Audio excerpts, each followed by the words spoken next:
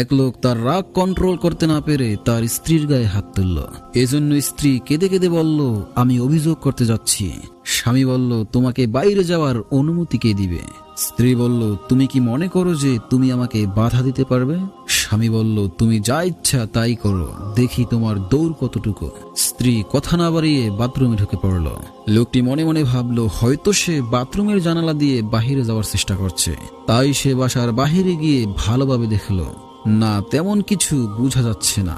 একটু পরে ঘরে এসে দেখলো স্ত্রী অজু করে বাথরুম থেকে বাহির হয়ে লোকটিকে উদ্দেশ্য করে বলল, আমি তার কাছেই অভিযোগ জানাবো, যিনি আমাকে তোমার অধীনস্থ বানিয়েছেন।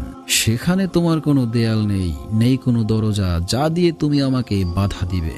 তার দরজা তো বন্ধ করা যায় না। লোকটি আর কিছুই বলল না, টেনশনে পড়ে গেল। স্ত্রী তৎক্ষণাৎ নামাজে দাঁড়িয়ে পড়ল।